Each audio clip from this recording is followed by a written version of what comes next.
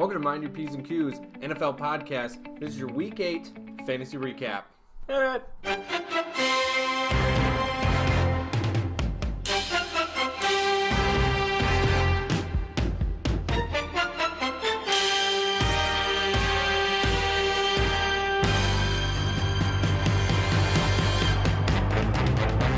Welcome to the Mind Your P's and Q's NFL podcast, week number 9. We will be going through the week 8 fantasy pick'ems. That's not a thing. Fantasy recap. But we will be doing some trade alerts, some mailbag, and everything in between. To start off, Trade alert! Trade alert. We have got a big trade that happened last week that was actually in effect right after our podcast aired. What was the trade, Quentin? Those sneaky little devils got it right under us. Well, the trade was Did Rob receive Dak Prescott and Doug Martin, correct? He did. Okay. Rob got Dak Prescott and Doug Martin, while John got Todd Gurley. Now, if you look at on the site, it's a little screwy. Apparently it didn't go through somehow. So Collusion, for sure. We're calling it. And Matt had to go in and kind of like force it through kind of thing. It's never good to force it. Never is. But I think it's a good trade for both of these guys. John needed a better starting running back. And like we said on the podcast last week, we're like, if Rob's going to do anything, he needs to get a quarterback. Yes. He had Eli Manning at the time. Literally, as we were saying that, I think that trade was going through. So yeah. So it did he not. heard us. It didn't necessarily do a lot for him last week, and we'll get into that later during his game. But overall, interesting. I think it's a good trade. John didn't have Todd Gurley. He was on bye last week, so we'll see how that one works out. But second of all, trade alert number 2. This morning, I made a trade. Rawls of Fury made a trade with Adam Craybaum. Cousins or Eli's Forte, I believe, is his team name. Yes. And it was a human capital intensive trade. It was big. So here we go. I'll go over it. Adam receives LeGarrette Blount, Alshon Jeffrey, and Devontae Freeman. While Patrick receives Jimmy Graham, Chris Thompson, and Michael Thomas. Big trade. A lot of people. This is a 3-person trade right there. I'm pretty excited about it because loving it. I really needed a receiver, and I wanted to go get Michael Thomas, and I needed a tight end because Jordan Reed and Martellus Bennett were not cutting it. I agree. I think that the trade is actually pretty huge for you because, like you said, you didn't have a tight end. But I think it's big for Adam because Devontae Freeman is playing pretty well. Yeah, he hasn't had – he had like one game where he got banged up, and that was last week. But besides that, he's still on pace for the same amount of rushing yards he's had the last 2 seasons. Yeah. But I think we talked about this in other shows. Like, you've been stacked at running back the whole season. Yeah, I had – So, you've given away more top 5 running backs, I think, than anyone should ever have. And Chris Thompson's kind of a wild card. I know he's got a ton of points this year, but a lot of it is on like 5 receptions for 80 yards, and then he'd have like 8 rushes for 25 yards. So he's been getting points and touchdowns, so I'm kind of taking a risk on him. But my receiving core, T.Y. Hilton, I made a trade for him earlier in the year with Matt, and he has not done anything for me. I don't think he's eclipsed 3 points for me in a game. Well, so it's hard to play him. Yeah, speaking of Colts, I can tell you more about that. So that'll conclude this week's trade alerts, but hopefully there's some more. I don't actually remember if we have a trade deadline. I think we do. But I don't remember which week it is. So everybody else, keep trading. I know Nate is looking to possibly trade. Dylan is looking for a running back because of Ezekiel Elliott being out. So everybody throw some trades around, see what else is out there. So let's get right into the first game. Get started. Weekly fantasy update. We always start with Rawls of Fury. Just because that's my segment. Chill out. I played. Rawls of Fury went up against Berries and Cherries last week. Berries and freaking cherries. Dylan Crosley took me to the woodshed, beat me 119 to 115. And this was a hell of a game. This was just a close game the entire time. It was. Came down to Monday Night Football, long story short, and I had Kareem. He needed to get me 12 points. Kareem Hunt, the number 1 running back, to get you 12 points. Has not scored under 12 all year, and it comes up with a 8.3. Not to the Chiefs, it's not like they didn't use him. He still rushed the ball 22 times, but they were not running the ball anywhere. Like I said, Jordan Reed has been a problem for me. I started him last week, was great, but then you look at all of his other weeks, he's looking at 1 point, 3 points, 2 points. Yeah. So, made the wrong decision at receiver when I picked up Mohamed Sanu last week. He got 15, I believe. My other receiver, Alshon Jeffrey, also got like 15 or 17. So I easily could have won this game. But to be honest with you, Dylan should have won this game because if he would have played either of his Texans players, Lamar Miller or Will Fuller, that was a big mistake. Got a lot of players down there on the bench. I get not playing them against the Seahawks, but I kind of said that it was going to be like a high-scoring game. But I mean, you also said which team was going to win? The Texans. I said the Texans were going to win, but if you do remember, I don't know if you watched the game. I said play Deshaun Watson, don't play Drew Brees. That's what I told Nate last I was week. I wasn't going to go into that. Oh, okay. I was going to say that the Texans were going to win by 7, and you guys ended up winning by 7. Yeah, so you're up by very 14 points off. That's pretty bad. Huh. Another theme for Dylan, hashtag behind bars, Ezekiel Elliott going out. That's why he's looking for a running back, folks. Gonzo. His receiver, Calvin Benjamin, found a new team this week. So which I think is a huge upgrade for him. I think it is. Yeah. But he's going to need some help at running back. So 100%. See if anybody can give Dylan a good trade. Besides that, I think I am still in solo. I'm not in solo second, but Dylan and I are both tied in second place. I'm in second, he's in third, both at 6-2. So we're both in good spots. He's streaking with a W2, and I'm back to an L1. So I'm looking to get back on the hide this week with the win. That concludes me and Dylan, and let's move into our first mailbag question of the day. I'm going to go ahead and read it here. Matt had a great mailbag question this week. Very intensive. He did. Very intensive. It's a Seahawks question, so here we go. In the 5 years since 2012, the Seattle Seahawks have only selected a player in the first round of the NFL Draft once. The following pictures show the players selected between the pick. Show the players selected between the pick the Seahawks traded away and their first selection in the draft. If you were GM, which players, if any, would you have selected instead of trading away your picks?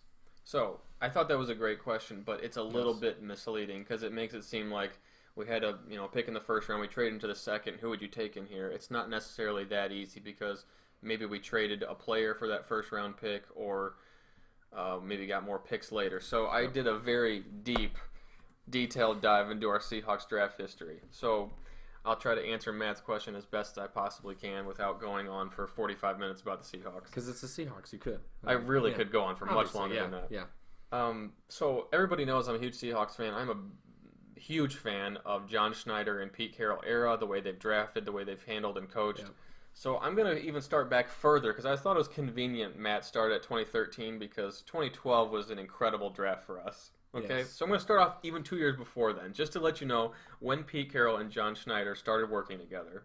And I'm just going to read you some names. In 2010 and 2011, these are their first 2 years. This is who they drafted. In the first round, we took Russell Okung and Earl Thomas. Decent. Golden Tate, Cam Chancellor, KJ Wright, Richard Sherman, Byron Maxwell, and Malcolm Smith, who was a Super Bowl MVP. In their first 2 drafts, they took those players. Which... they're doing the thing where the Packers and the Patriots do. They draft great players and build them within the system. Right. It's incredible. And so besides Russell Okung and Earl Thomas, those were rounds 2, 3, 4, 5, 6, and 7. Then the round before Matt asked me to start, which I think is our best draft ever, was 2012. We had a first-round draft pick. We took Bruce Irvin in the first round at 15. Decent. Good pick. Second round, we took Bobby Wagner. All-Pro, Pro Bowl, Bobby Wagner, linebacker. Round 3, we took Russell Wilson. Yep. Which was an absolute steal. At 75 overall. In round 4, we took Robert Turbin. In round 6, we took Jeremy Lane in round 6, who's a decent nickelback in the NFL. And round 7, we took J.R. Sweezy, who's making about $8 million a year as a lineman for the Buccaneers. At the time, that draft was graded as an F by Mel Kiper. So this is all pre what Matt is asking me about, but I just want to name off whatever it was, 9 Pro Bowlers that we took those first 3 years. That's pretty incredible. So, the first year Matt was asking me about the 2013 NFL Draft. We did not have a first-round draft pick, and that is because we traded it to the Minnesota Vikings. We traded away our first-round pick for Percy Harvin. And this is 2013 is the year we went and won the Super Bowl. So he never really blossomed into a great player after he left Minnesota. He he was a playmaker. He was, absolutely. Because it just seemed like there was no one that could keep up with him. And he was incredible when he played for us in the Super Bowl and the few games he played, but he couldn't stay healthy and was kind of a locker room issue. Great. So besides that, I mean, I think looking back, you can say, it didn't really work out that well, but even if you got some Percy Harvin production for 1 or 2 seasons, I don't know what we might have gotten. That to me was the one when I did my research. I went back and said, okay, we could have done something different. But at the time, if you can get a Percy Harvin talent, like if somebody said right now, you trade away your first round pick for DeAndre Hopkins or something, I don't think you would ever blink an eye at that. No, absolutely not. Or like Antonio Brown or something like that. That's just a no-brainer. So looking back on it, I think that would be the one where I would go back and change who we pick. So I'd say Seahawks 0 on that one, NFL gods 1. Yeah. Moving on to the 2014 draft. This is right after we won the Super Bowl. We actually were picking 32 because we won the Super Bowl. Mm-hmm. Loving that. We traded from 32 to 40 and then down to 45. And who did we take at 45? Paul Richardson, wide receiver. Yeah. Okay. So, and he actually, this is his first year to actually be healthy and start playing in the last 2 years. I thought he had, because he had like season-ending injuries Pretty twice? much, yes. He's had nagging or season-ending injuries both of those 2 years. But now that he's come on, I mean, I don't see any harm in that being our first selection. We knew we wanted at 32, and if we get some more later round draft picks by dropping to 45, there was nobody I looked in those 13 picks that I would have taken over that. So we also got Justin Britt, our starting Pro Bowl center, in that draft too. So that one I thought they handled perfectly. We'll move on to 2015 draft. That was when we lost the Super Bowl. Let's not talk about that. So we were the 31st pick. I'll flash up the video. Play clock at 5. Pass is intercepted at the goal line by Malcolm. Don't worry. Speaking of Super Bowl, Malcolm Butler, interception. So, at the 2015 draft, we had the pick number 31, and we traded that pick to the Saints with our starting center, Max Unger, for Jimmy Graham. Oh my gosh. Yeah, I forgot about that trade. So, I think that ended up being a great trade for both teams. Honestly, they got a starting center that could protect Breeze, and he's been very good for them. And we got, we let a first-round pick go, but it's another one of those things. If you can get Jimmy Graham with your first pick. I mean, Jimmy Graham was even... Yeah, with Drew Brees, he was incredible. And you're moving him from a great quarterback like Drew Brees to a very veteran, at that point, starting to become veteran, Russell Wilson. Why would that change? Exactly. Yeah. So we ended up taking Frank Clark in the second round of that draft when we didn't have a first round. So we got Jimmy Graham basically in the first round and Frank Clark in the second round.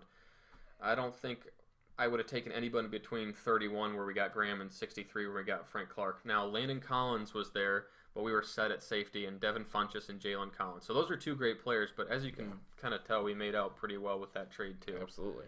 So I think, what is that, 2 for the Seahawks, 1 for Matt? I guess we'll word it that way. Yeah. In the 2016 draft, we traded down, but actually stayed in the first round and took right tackle Jermaine Ifedi. Yeah. Who has been mediocre at best for us. He's very athletic, but his fundamentals are not there. But we still took the player we wanted in the first round, and he was a big name. We just traded for basically Paxton Lynch to get picked by the Broncos. So time will tell on him, but that was actually one of the ones Matt wasn't referring to because we actually did stay in the first round. Yeah. And then this latest draft, 2017, we traded twice out of the first round to get to the second round, and we picked Malik McDowell, defensive lineman from Michigan State, and he got an ATV accident before the season, so he will be coming back hopefully towards the end of this year, but he's practicing with the team, but I can't obviously really comment on that one. So I think Matt had a great question. Hopefully that wasn't too long of a recap, but I think I've explained why I really trust our GM and our coach. It's unbelievable what they can do.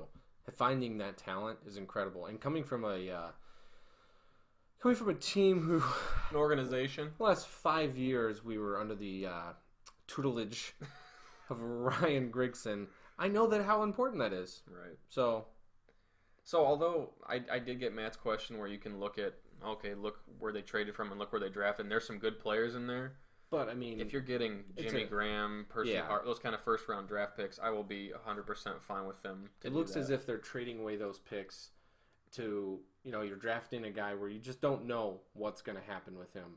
to a guy who has put himself out there in the NFL and knows what he's doing, and putting him in that spot. That to me is what they're doing, and I mean, and they're grabbing guys that they know nobody else is going to pick, and they're grabbing late round guys that are very talented. Yep. They're better at that than other teams, and they know it. So there's two ways. Just to talk about drafting for a second. There's two ways teams do things. They either pick best player available, or they have the guy on their board, and they're gonna try. If they don't think anybody else is gonna take him, they'll trade down to get him later. Maybe they can get later round picks. The Seahawks' previous Pete Carroll era were like, take the best player on the board, and then we took Aaron Curry, 4th overall, and a linebacker that could do nothing. Yeah. So I really like what they do, where they just hone in on the guy they want, even if it's other people are like, you're nuts for taking that guy. That's a complete reach. Yeah, if they know it, they go with who they want, and they take Bruce Irvin at 15 or overall, and people say they're absolutely nuts. But you have to get guys that fit your system, not just the guys that are going to be the best players in the NFL. Exactly. You have to think who's going to fit your system, who's going to be good in the league. So Matt, thank you. That was a great question. Hopefully, hopefully I answered that to the best of my knowledge. Yeah. So right before this, we're going to take a quick break and jump into the games again.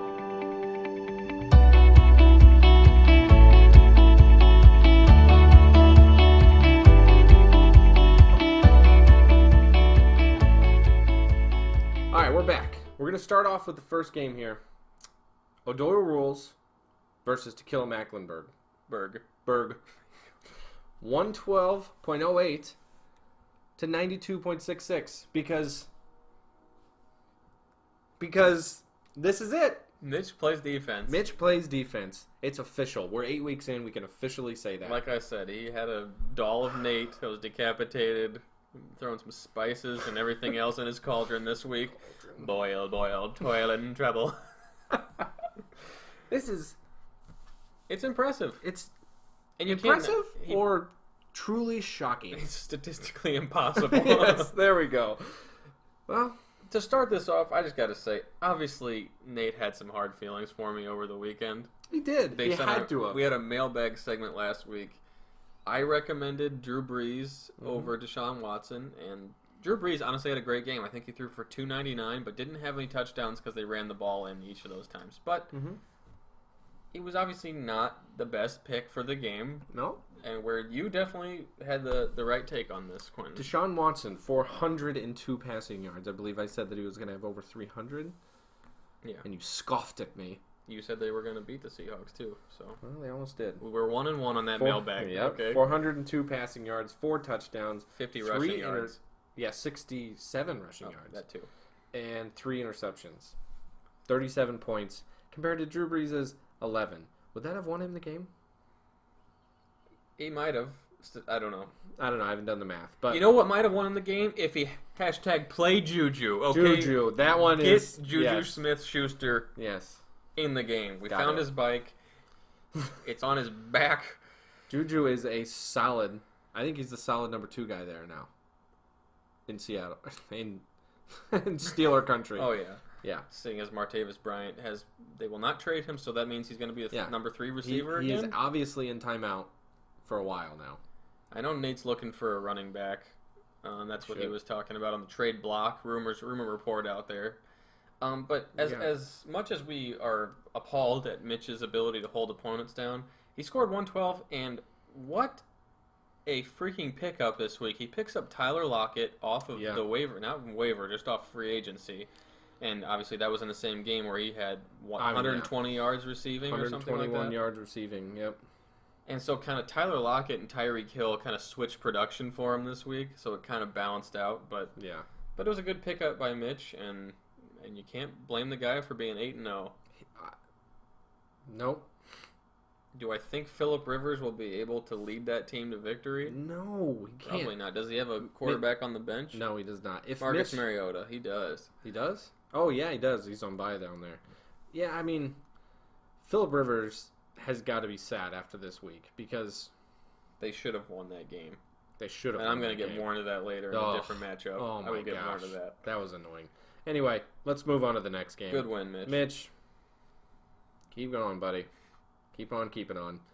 So the next game, let's look here. We've got the Big Gronkowski versus Young Hoes Ain't Loyal. Matt comes away with the win, 117 to 81. And this was the battle of last week's big trade. It was. Our first trade alert we had. Who was traded? Carson Wentz was traded. Yep, for Carlos Hyde. Gronkowski was traded. Gronkowski was in that. Was Algalore in that? No, I don't think so. I can't remember who else was in that, but it was a big trade. Evan Ingram also. Anyway, it was a big trade we discussed last week, and we talked, not shit, but we said, like, this is a great trade for Ethan. And Matt had some choice words for us, and rightfully so. It definitely helped his team out. Ethan's team struggled during the game, and Matt stays strong in 4th place in the league. There's no one that really played well on this team except for, obviously, Gronk that he just got. But I think that Devin Funchess, he should be better now with Kelvin Benjamin out. Benjamin. I would say that he's going to be, a better receiver than 2.1, hopefully. Hope. Yeah. Otherwise, they're running the ball every play. Which is great because I have Christian McCaffrey, so. Oh, wow. And Matt, what a performance by Hopkins against my Seahawks last week. Yeah. 200-plus yards receiving.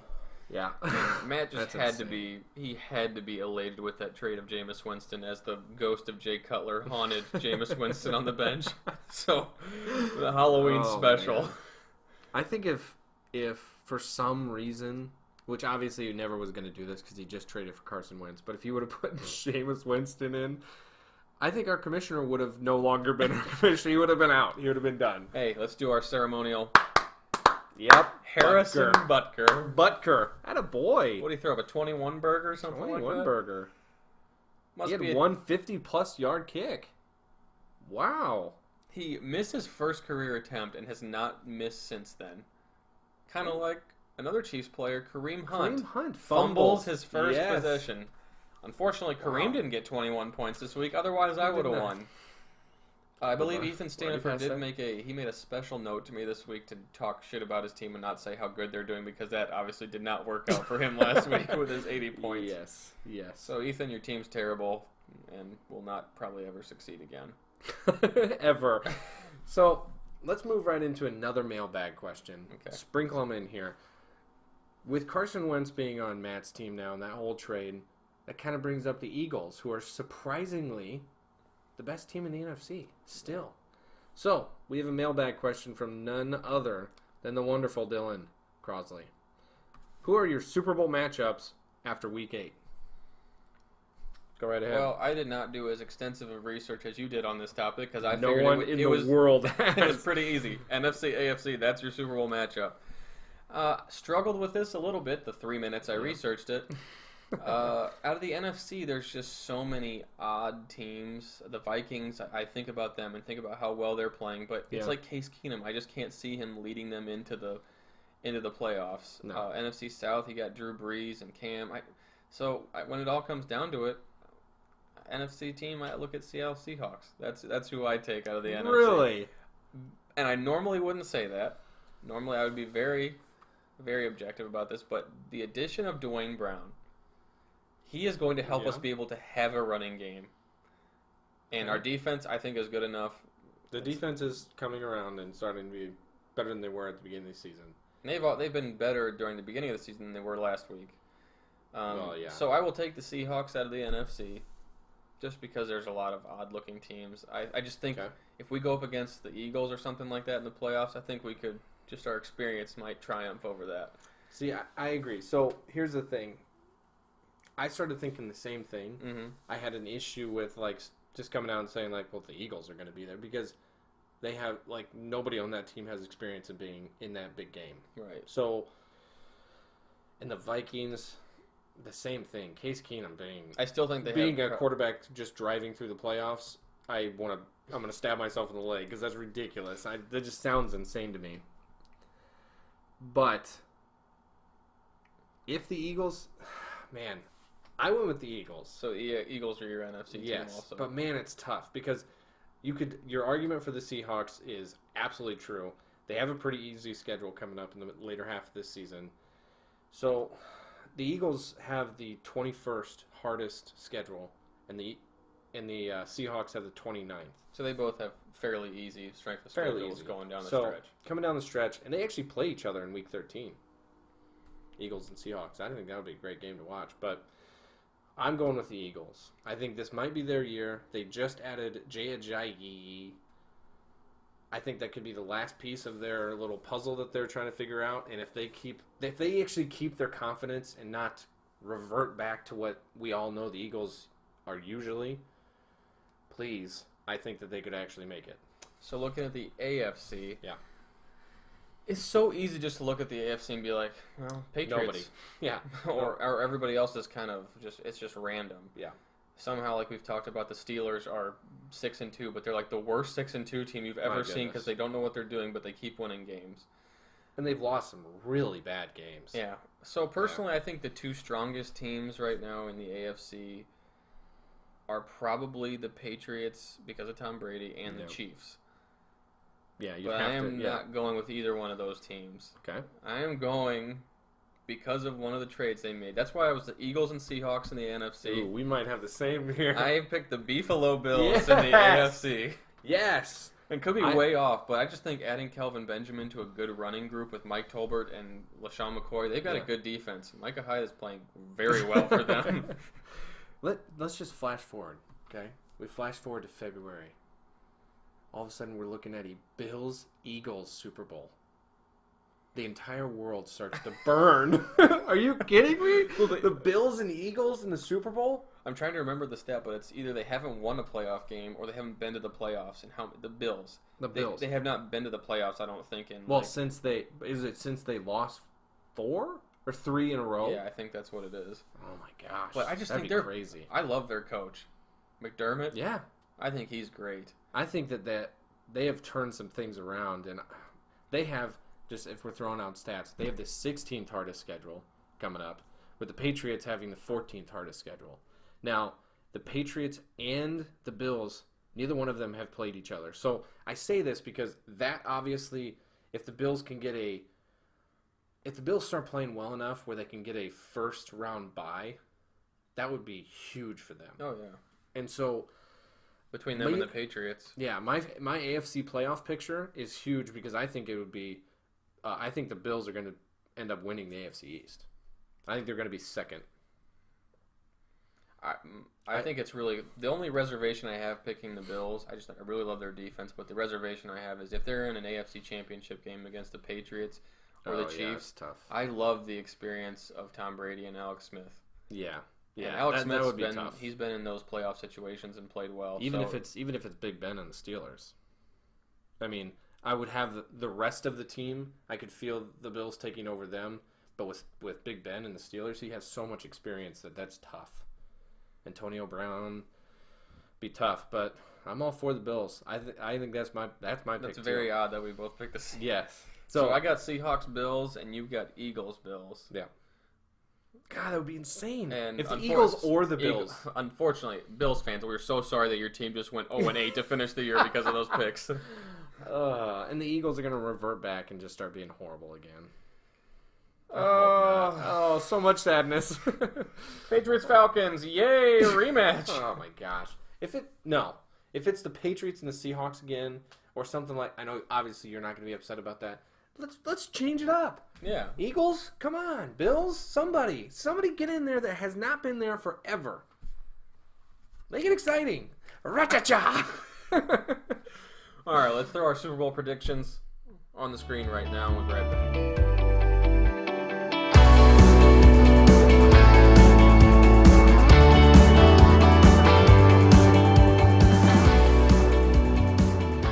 We're back. We're going to do hot garbage versus Cousins or Eli's Forte.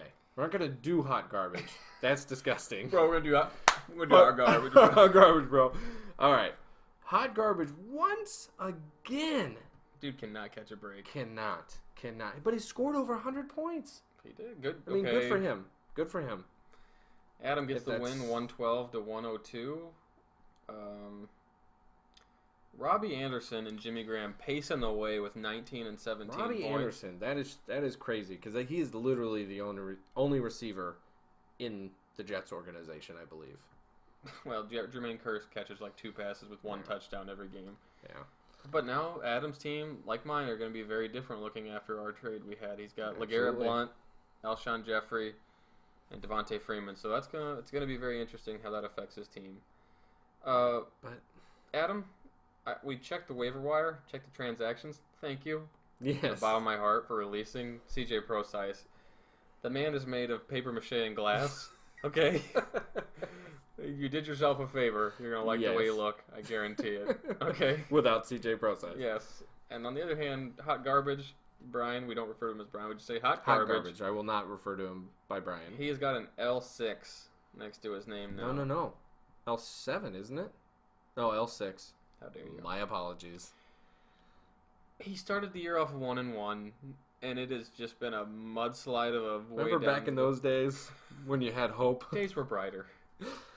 Adam, though, gets a W2, was at 1-5 and is now at 3-5. He's in 10th place, but that elusive 8-6 still well within reach. It is. I mean, he beat hot garbage. Well done. Well done. Brian, you just gotta. It's all about fortitude and grit at this point. Yeah. You're just playing for a draft pick next year. Keep pushing, fella. I don't know if we're doing random or random snake usually. So it's not much you can do, but really just try to preserve a legacy here so that when we look at the stats one day, we don't go back and say, "This is look the at year." that. This is the year. Look at that. Oh, well, let's move on to the next game. The great game. The Great Cookie Traders versus Forgetting Brandon Marshall. Remember when John and I were just sitting in the basement? Not really doing much. You met up for a game this week. We did. 128, this guy, to 109 for John. Can I just say, after absolutely calling him out for his drunken performance 2 weeks ago. Drunken performance. Jack freaking Doyle. Yep. What? Yep. Because I had that game, I was flipping back and forth between multiple games with DirecTV NFL Sunday Ticket, sponsored by Peyton Manning. I mean, he was targeted something in like 15 times that game or something. He was dropping the ball constantly. Couldn't stop dropping the ball. Jacoby Brissett actually leads quarterbacks with most drop balls. And Jack Doyle was absolutely the guy behind that. So even though he had like 13 catches, he still had a bunch of drop balls last week? He had, I don't know exactly how many. Not 13. I hope not. But he did have a couple drop balls still. But he is much better than he has been in about 2 weeks ago when he had like 3 and he was just worthless. So, me, personally, I believe in him. I believe in Jack Doyle. I believe in what he can do. And here's the other thing. I believe in Marlon Mack. You told me to sit him. You told me to get him out. I left him in. Uh-huh. Yeah. He got more carries finally, and he's finally doing what he should be doing. 15 points. Yeah. Because that is the only... Let me have my bright side of the Colts, because that is... I am not arguing with you. We had a very good game. You shut your mouth. And the Chiefs' defense, you needed, I don't know, a few points between Alex Smith and the Chiefs to win this game. I think... Yeah, I was going into it, I think, 23? Yeah. 22, 23 points behind. It wasn't even close. Nope. John has got a real dilemma on his hands. And I think I already know what he's going to do based on his lineup for next week. But I believe I had the number 5 or 6 pick in the draft this year, and I took Devontae Freeman. And I think right after me, or maybe around pick 7, we'll have to look up in the archives. But John took Terrell Pryor with his first pick. And the guy has been just an absolute disappointment. 0 points last week, and he wasn't hurt. No. He came out and was talking to the press the week before saying, I'm gonna really do my best to try hard. He had one target. Do my best to try hard. Yeah, like he said some horrible statement. If he ever said that in an interview, you know that's that not would the be quote. top headlines. We do my best to try hard. Oh, well, good. Terrell Pryor this week's going to try real hard. Let's go over Terrell Pryor's games this year. 9, 4, 2, 14 bye week. 3, 2, 0. He failed to haul in his one target. One. That's a first-round draft pick. Now you got to ask yourself. Hindsight 2020. Can John win 6 straight and make the playoffs with his big trade for Todd Gurley? Is Todd Gurley going to be enough? Because then you have Todd Gurley and LaShawn McCoy. Great tandem. But then Amari Cooper hasn't really been putting up the numbers you may want him to. Well, he does it all in 1 week. Yes, true. He's very streaky in that way. But I'll ask the Seahawks question, is Doug Baldwin going to be able to carry him? Doug Baldwin he may not have a touchdown, but I would think Doug Baldwin will get around 70 yards every single game. He's good for around 10 points every single game. I don't look up Doug Baldwin's stats and just see if I'm right on that. Because he had 8.4, he had 54 receiving yards. He went 8, 7, 21, 7, 5, 19, and 8. So usually right below 10. He's not going to get to those double digits, but right below it, other than his 21 and 19. I don't know. John, you got to really push through. And I'm sorry that the Chiefs just absolutely just mauled you. Yeah, he couldn't do anything about that. Once again, great work by the Chiefs players. Again, Kareem Hunt couldn't get 12 for me, but everybody else seemed to just go off. Yeah. Our total bench scores between the two of us was 0.5. Great. Awesome. A lot of buys on there, but still. Keep your head up, and Quentin, nice win. Thank you. Starting to streak again. I'm getting one piece of clothing off at a time. Okay. I want no part of this. Let's move on. We're going to jump to another mailbag question. Matt had another great Colts question followed up to his Seahawks question. So here we go. Matt Miller. Chuck Pagano took over as the head coach of the Indianapolis Colts in 2012, replacing Jim Caldwell after his 2-14 record during the infamous Suck for Luck campaign of 2011. Do you think the Colts would be a better team with Caldwell as head coach? His previous records as head coach were 14-2 in 2009, 10-6 in 2010. During his first season as head coach, Chuck Pagano took a 10-week medical leave in his absence. Bruce Arians led the team to a 9-3 record and subsequently became the head coach of the Arizona Cardinals. If you could go back, would you offer him the head coaching position? His record since has been 10-6 in 2013, 11-5 in 2014, 13-3, 7-8. So basically, Matt's two questions are, when you had Jim Caldwell, looking back now, would you have re-signed him? And then the second part of that is, when Arians was there at the beginning of Pagano's first year, would you have just let him take over as the head coach moving forward for eternity? Well, I would. The first part of that is keeping Jim Caldwell. I do not believe that we should have kept Jim Caldwell because he was a part of a system that was built by Tony Dungy and Tom Moore that was an incredible system. And you had Clyde Christensen as the QB coach, Tom Moore as the offensive coordinator. Tony Dungy was the coach before Jim Caldwell took over. That system was already built. That system was already there. And then you lose Peyton Manning in 2011 and go 2-14. Now, firing him, I think, may have been a little bit of a overreaction, but I'm okay with not having him at this point in our lives. Now, Chuck Pagano, the problem with him is that when he got hired, he started cleaning house of all those guys left over from Tony Dungy and started clearing house and bringing his own guys in. And as we know now, that is a horrible thing. Rod Chudzinski, Greg Minuski, those two guys, the offensive coordinator currently and the defensive coordinator currently, both of them started coming in and have been awful. So, anyway, go back to the second part of that question. You have Bruce Arians. I would have obviously loved to have him as the coach. That's completely obvious. If Chuck Pagano would have, but you gotta flash back to that moment. Okay, season's over with. I believe in that season, in 2012 we went 11-5.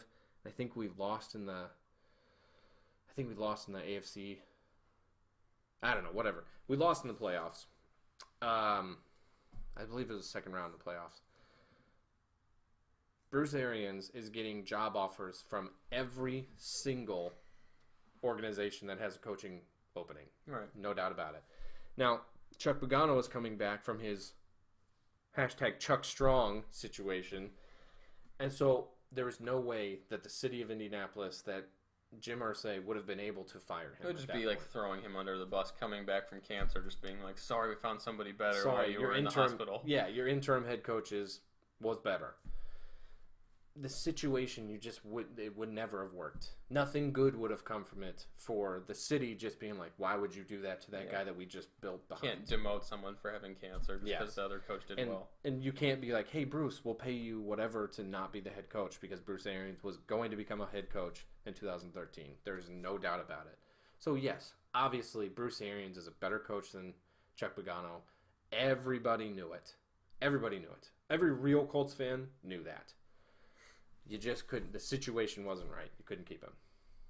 But Jim Caldwell was a part of the Tony Dungy system. I don't believe that he would have been any better than Chuck Pagano. I really don't. Fair point. I mean, I don't know the Colts obviously as much as you do, but the season where Caldwell got fired, that's when they were throwing in Kerry Collins and Curtis Painter and those guys, right? I mean, you can't blame it on him. No. The whole team. I mean, you lose because honestly, in that season, Peyton Manning was the biggest injury, but he wasn't the only injury. Gary Brackett was almost out for the entire season. You had Melvin Bullitt, one of our best cornerbacks, out for the entire season. You had lots of guys on that defense out injured. Their team was decimated. It was throughout the board. Like everyone always remembers that Peyton Manning was injured, but the problem is like everyone on that team was injured. You had a lot of offensive weapons. You had a lot of defensive guys that were just injured. It was bad. It was bad from the beginning, and everyone. I mean, from like week 3, we knew we were like, nope, just suck for luck kind of thing. But I just think it would have been interesting to see. I know you're in favor of letting Caldwell go. I think it would have been interesting to see with a good quarterback. Look what he's done with Matthew Stafford. Matthew Stafford was kind of just a gunslinger, and Detroit was like an 8-8 kind of team. But he's turned that into like a winning organization where they're around 10-6 and make the playoffs and see what they can do. But I think that system there, he may have improved the system a little bit, but I just don't think it's the same thing in Indy because there was nobody. I mean, there was nobody. Once Tom Moore left, it was it. Clyde Christensen came in and acted like he was the next Tom Moore, and he was not. He was bad. So you went from guys like Pep Hamilton, Bob Cooter. Yeah, Jim Bob Cooter. I mean, you had that's a real name. Like we're actually serious. That's Jim Bob Cooter. When we were just going through coaches like crazy. We were like the Browns with quarterbacks going through coaches. It was bad, and I just think the whole system was just flawed. Okay. From the time that Tony Dungy left, it was flawed from there. So you're basically saying you're happy with not signing Caldwell and getting Pagano, and then at the end of that, it's just a situation where you'd love to keep Arians, but you just couldn't because of the situation. I even said that at the moment. I was like, I know, obviously we would have been a better team with Arians, but there's just no way to keep him. No way. Okay. So, all right, the second sort of portion of that Colts coach question coming from Dylan. Good question for you, Quentin, is who are your top 3 coaching candidates under the assumption that Mr. Pagano is axed at the end of the season? Better be axed at the end of this. Well, it's kind of like a dream scenario at this point because you just never know. Or just dream that you hope to God it. Exactly. So, my first guy, obviously, would be Bruce Arians coming back, the guy we just talked about. If Bruce Arians comes back, this city has completely forgotten about the whole, like, we're done with that. Bruce Arians, come on back home, buddy. Come on back home. Chuck, we're fine with that. Chuck will have a mental breakdown if he's replaced by him That doesn't bother me, or do I care about it at all. Don't care. Now, the second guy, who I really just, every year his name comes up in the coaching, but it doesn't happen. I tell you what, John Gruden. I tell you what, man. He's a Gruden grinder. If John Gruden came back to the NFL, why wouldn't he want to come over to the Colts? He loves quarterbacks. He loves quarterbacks. Andrew Luck. Be great. My third guy is Jim Harbaugh from Michigan. He just can't. That's a dream scenario because he's not leaving Michigan. No, he's pretty stoked about. But he has a lot of connections with Andrew Luck and the Colts, and it would be great. It would be great. But those are my 3, and they, like I said, are dream scenarios. Now, in dream scenario, but on the other end of that, what do you think will actually happen at the end of the season? This is just Patrick's question to you. Do you think he'll get fired? I think Black Monday. Black Monday, he's gone. Okay. Yeah. But then what do you see happening in the offseason? They're going to go through a process. They're going to bring in some coordinators. I think Jim Irsay is going to do the same thing he did with Chris Ballard, where he was just super quiet about it for a long time. He went like the whole month of December and most of January. We had no idea what was going on. Jim Irsay was dug into a hole, and we had no idea. And all of a sudden he pops back out and says, Chris Ballard. And we're like, okay, that's fine. That's great. I think the same thing is going to happen with the coaching job. He's going to dig himself into a hole. We're not going to have any idea what's going on. And all of a sudden he's going to pop out and say, John Gruden, or something. Yeah, I think 0% chance of John Gruden and the other guys. But in your dream scenario, I think it'll just be like he already has a certain assistant coach or coordinator or team in mind, and that's what they'll go with. They came out and actually said they have a list of about 4 or 5 guys already that they're looking at. Yeah, they actually came out and said, Jim Irsay came out and said, he was like, I've got a list of guys that I'm thinking about, which for me was like, confidence booster for Chuck. Chuck's just sitting there like, okay, well, that's cool. Job security's fun. I don't even care. Yeah, I mean, it's pretty much, he's gone. He's gone at the end of the year. So, all right, we're going to jump into our next game. Last game, actually. You have Steeler Virginity versus Welcome to the Dog Pound. And, wow. DK just crushes Rob. 165 to 113. And what a start on Thursday Night Football. Not only is DK the only person that picked the Ravens in our pick'em against the Dolphins, but he gets 39.5 points from the Ravens defense in that game on Thursday. That is a recipe for success to start the rest of your fantasy game. That's, wow. In addition to that, incredible amount of points. DK had 5 players that had more than 20 points. With one of them being the Ravens defense with 39. Yeah. And honestly, 113 was not bad for Rob. No, that's a good week. But we're gonna bring that last name of Benjamin, #Benjamin, back into the scenario because I don't know if anybody watched the Chargers game. Oh. A huge reason they lost this game is because of Travis Benjamin. Catches a punt or a kick return. I can't remember. I think it was a punt. He's an idiot. At about the 8-yard line and runs back southwest into the end zone and gets a safety. Later, he had a couple drops, but obviously that game was lost by 8 points. And the other play was, didn't they return a touchdown for some reason? For like a penalty? I'm almost certain of this. That the Chargers, Phillip Rivers threw a long ball, and I don't think it was to Travis Benjamin, but it was to someone, threw a long ball, they scored, and it got called back. That's like the exact Patriots thing. That's the Patriots fucking thing. Where 2 stupid plays, one of them being a safety, the worst safety in the world. I've never seen somebody just run backwards easily the like worst that. safety in all of history. He's such a great return man, too, normally. Yeah. It's not like he's like a rookie return. Oh, my gosh. Whatever. Trade for Dak Prescott really did not do anything for Rob this game, but it was just a bad scenario. It was pouring down rain that entire game. They're just going to run the ball like crazy. Exactly. Yeah. So, I think that Dak Prescott's obviously, that's going to end up being a better trade than what it looks like right here. But, yeah, this was an all-out beating.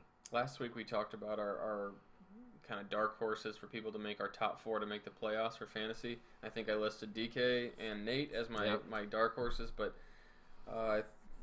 DK is right up there, I think, in the top 2 or 3 with me as far as most points scored. Unfortunately for DK, he has the most points scored against him, eclipsing over 1,000 already. Yeah, that's rough. Just a cool little stat out there. MU golfers, if you look at the overall true rating of coaching, we are the top 4. You, me, Dylan, and DK. That is pretty You want to say it's impressive, and you'd be right. Unfortunately, they don't use the true rating, so that really means nothing. So. Absolutely nothing. That will not get me into the playoffs for sure. Great win by DK. Rob, you made a big trade, but it's going to be a struggle to get that 8-6. Yep. Speaking of 8-6, our last mailbag question, more of a taunt than anything. Yeah, I think so. Came from Mitchell Eby, and he asked. Let me read this. Go ahead and read it verbatim. You got Mitch's question, and it is, since I have reached the magic 8-win fantasy playoff threshold, which we talked about last week, you have to win 8 to get to the playoffs usually, should I start resting my starters so they are fresh for the playoffs? First of all, hilarious. Just great. It was awesome. Now, to answer your question in a very long form, yeah. You should do that. Yeah. Especially if you're playing me again. Even if you're not playing me or him, just rest him. That's what we do in fantasy. So you're welcome, Mitch. It wraps up our fantasy recap from last week and our mailbag. Thank you guys for throwing a bunch of more mailbag questions out this week. That was awesome. If you haven't sent a mailbag question in, what are you doing? Go screw yourself. Come on. Give us a mailbag question. Throw some creativity. I'm talking to you, John. I'm talking to you, DK. Talking to you, hot garbage. I'm talking to you. Talking to all of you. Come on now. And if anybody wants to call in next week, it works out pretty well with this new mic. My sister called in on speaker today for the weekly pick'em. Head over and watch that part of the show too. Let us know what you guys think. Nobody ever does, but we'll always keep saying it. Perfect. And keep sending us some more questions, and we'll talk to you next week. See ya.